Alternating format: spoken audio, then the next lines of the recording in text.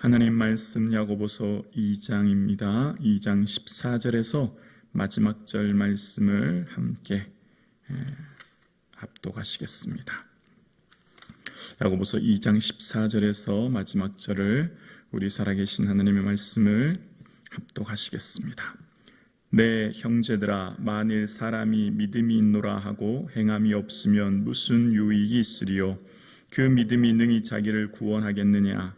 만일 형제나 자매가 헐벗고 일용할 양식이 없는데 너희 중에 누구든지 그에게 이르되 평안히 가라, 덥게 하라, 배부르게 하라 하면 그 몸에 쓸 것을 주지 아니하면 무슨 유익이 있으리요? 이와 같이 행함이 없는 믿음은 그 자체가 죽은 것이라. 어떤 사람은 말하기를 너는 믿음이 있고 나는 행함이 있으니 행함이 없는 내 믿음을 내게 보이라. 나는 행함으로 내 믿음을 내게 보이리라 하리라. 내가 하나님은 한 분이신 줄을 믿느냐? 잘하였도다. 귀신들도 믿고 떠느니라. 아, 허탄한 사람아, 행함이 없는 믿음이 헛것인 줄을 알고자 하느냐? 우리 조상 아브라함이 그 아들 이삭을 제단에 바칠 때에 행함으로 의롭다 하심을 받은 것이 아니냐? 내가 보거니와 믿음이 그 행함과 함께 일하고 행함으로 믿음이 온전하게 되었느니라. 이에 성경에 이른바 아브라함이 하나님을 믿으니 이것을 의로 여기셨다는 말씀이 이루어졌고 그는 하나님의 보시라 칭함을 받았나니 이로 보건대 사람이 행함으로 의롭다 하심을 받고 믿음으로만은 아니니라. 또 이와 같이 기생 라합이 사자들을 접대하여 다른 길로 나가게 할 때에 행함으로 의롭다 하심을 받은 것이 아니냐? 영혼 없는 몸이 죽은 것 같이 행함이 없는 믿음은 죽은 것이니라. 아멘. 할렐루야. 좋으신 하나님, 이 새벽을 허락해 주시고 또 우리에게 새로운 한 주간을 허락해 주셨습니다. 주님의 은혜와 기쁨이 충만한 한 주간 되기를 주님의 이름으로 축복합니다. 아멘. 인간을 비참하게 만드는 두 가지는 빈곤과 질병입니다. 하나님께서는 이 땅에 사는 모든 사람들이 하나님의 사랑 안에 공평하게, 의롭게, 정의롭게 살기를 원하시는 것이 하나님의 마음입니다.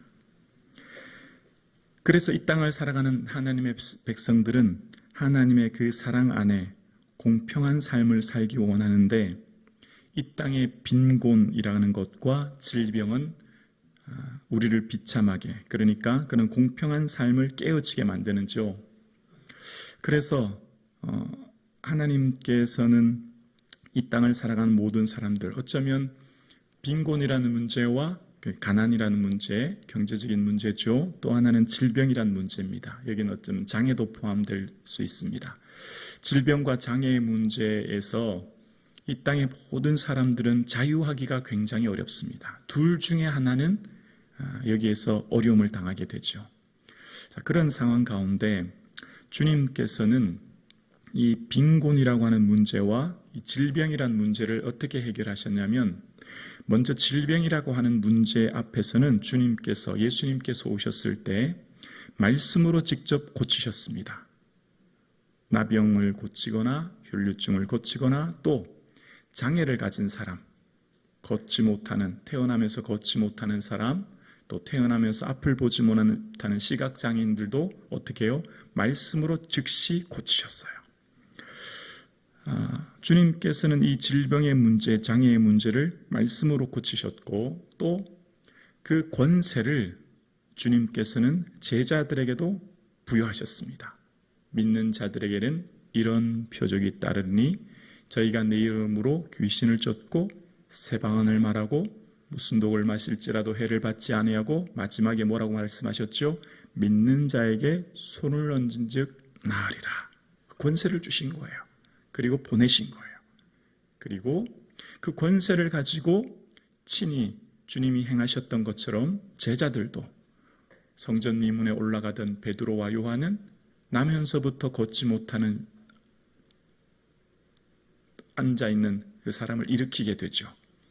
바울도 루스드라에서 걷지 못하는 사람을 일으키고 질병으로 고통받는 사람들을 말씀으로 주님의 은혜로 치유하게 됩니다.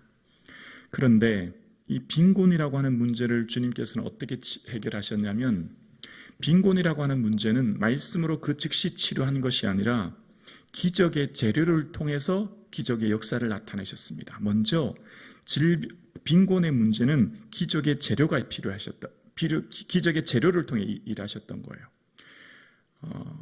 예수님 말씀을 들으러 왔던 수많은 사람들이 넓은 들에서 먹을 것이 없습니다. 며칠 동안 줄였어요. 그래서 예수님은 제자들에게 너희가 먹을 것을 주어라 라고 말씀하셨고, 그 말씀에 안드레가 소년의 도시락을 예수님께 가져옵니다. 그 소년의 도시락, 그 기적의 재료를 통해서 5,000명이 먹고도 남는 역사를 일으키신 것입니다. 그러니까 이 빈곤의 문제는 주님이 어떻게 하셨냐면, 기적의 재료, 즉 주님께 드림을 통하거나 나눔을 통해서 일하셨다는 거예요. 그래서 이후에도 보면 사도행전에 초대교회들이 은혜를 받습니다. 초대교회들이 성령의 충만함을 받고 어떻게 되죠?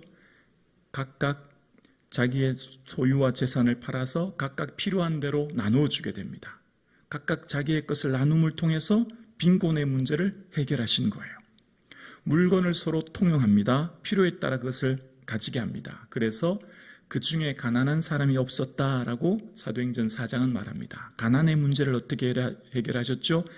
나눔을 통해, 주님께 드림을 통해 그 일을 해결하신 거예요. 그러니까 가난의 문제를 무에서 유를 창조하듯이 당장 눈앞에서 빵이 생기게 하거나 당장 눈앞에서 가난의 문제를 짠 해결하신 게 결코 아니라, 어떤 사람의 나눔과 드림을 통해 그것을 통해 더 풍족하게, 그것을 통해 놀라운 역사를 일으키신 것이 주님의 역사인 것을 보게 되었습니다. 오늘 본문에도 등장한 것은 가난의 문제, 즉 빈곤의 문제입니다. 빈곤의 문제를 오늘 본문에 어떻게 해결하셨냐면, 친히 하나님께 드려서 나눔을 통해서 해결하신 것을 말씀하시는데요. 오늘 본문 15절에 보면 일용할 양식이라는 단어가 나와요. 일용할 양식. 이 15절에 나오는 일용할 양식은 신약 성경에 딱 2번 등장합니다. 언제지 기억나시죠? 예수님의 기도를 가르쳐 주실 때, 주님 우리에게 일용할 양식 주세요 라고 기도하라고 말씀하셨고, 그 일용할 양식이란 단어는 예수님의 기도에 한번 딱 등장하고 오늘 본문에 딱 이렇게 2번 등장합니다. 그 기도의 대상이 누구죠? 하나님께 기도하는 거예요. 하나님, 오늘 이 하루 먹을 수 있는 양식 허락해 주십시오 라고 주님께 기도하라는 거예요. 주님께 일용할 양식을 간구하는 그 간구는 하나님께서 누구를 통하여 주시는 거예요? 하나님이 직접 하늘에서 무에서 유를 창조하시는 게 아니라 이웃을 통해, 내 옆에 있는 형제를 통해 내게 허락하는 거예요. 그것이 오늘 야고보서입니다. 일용할 양식이 없어서 헐벗고 굶주린 사람한테 덥게 하라, 배부르게 하라, 그게 무슨 소용이 있겠느냐? 네가 직접 떡을 주고 네가 직접 빵을 주는 것이 그 사람에게 나타난 내 믿음이라는 거죠. 믿음은 2가지밖에 없어요. 살았느냐 죽었느냐, 중간은 없습니다. 믿음은 살았느냐 죽었느냐로 결정되는 것이지, 행하지도 않으면서 나는 믿음이 있다 라고 할 수 없는 것입니다. 그러니까 야고보서에 등장하는 이 믿음은 생각, 마음속에 품은 마음의 어떤 생각이 삶의 행동으로, 즉 몸으로 직접 드러나지 않는 것은 산 믿음이 될 수 없다라고 이야기하는 거예요. 그래서 오늘 야고보에서 끊임없이 말하는 것은 하나님께서 보시는 살아있는 믿음, 그것은 내 삶의 몸으로 실제적으로 드러나는 믿음을 주님께서 말씀하고 계시고, 그 대표적인 것이 바로 빈곤의 문제.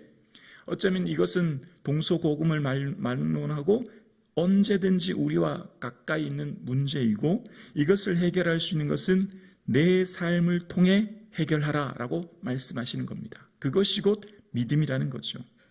그래서 그 믿음의 삶을 살아갔던 삶의 대표적인 믿음의 사람들을 아브라함과 라합의 예를 들면서, 그 사람들은 생각이나 혹은 말로만 그친 게 결코 아니다.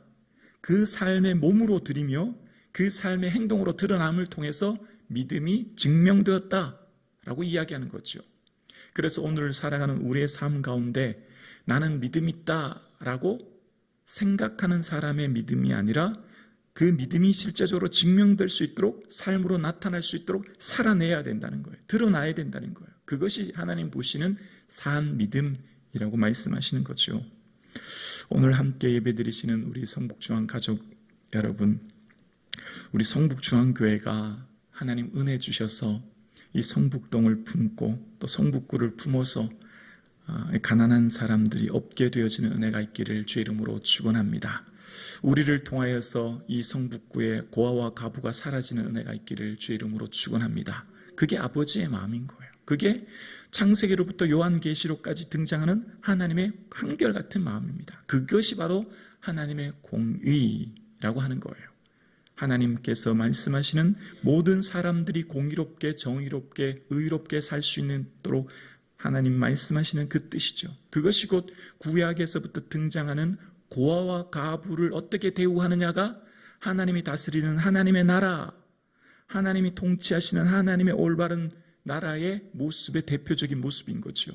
그래서 구약의 선지자들을 보내서 끊임없이 말씀하시는 게 뭐예요? 가난한 자가 생긴 것은 하나님의 나라가, 하나님이 다스리는 통치된 나라가 아니다. 너희들 살아가는 삶 가운데 가난한 자가 생겼느냐? 그것은 하나님의 다스리시는 올바른 나라가 아니야 라고 선지자들을 통해 끊임없이 보내셨죠. 그래서 이사야 선지자를 통해서 뭐라고 말씀하는 거예요?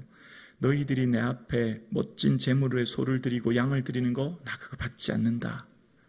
너희들의 삶에 가옥에 가옥을 잇고 전토에 전토를 더하면서 힘 있는 사람이 가난한 사람 땅 뺏고 가난한 사람 괴롭히는 그 삶이 되지 않는데 내가 너희들의 예배를 어떻게 받니? 라고 탄식하는 거죠.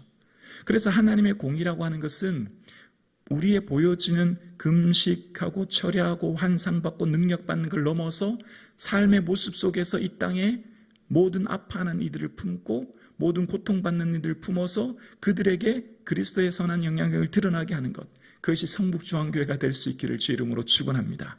그 삶이 곧 하나님이 기뻐하는 참된 예배의 삶이라는 겁니다.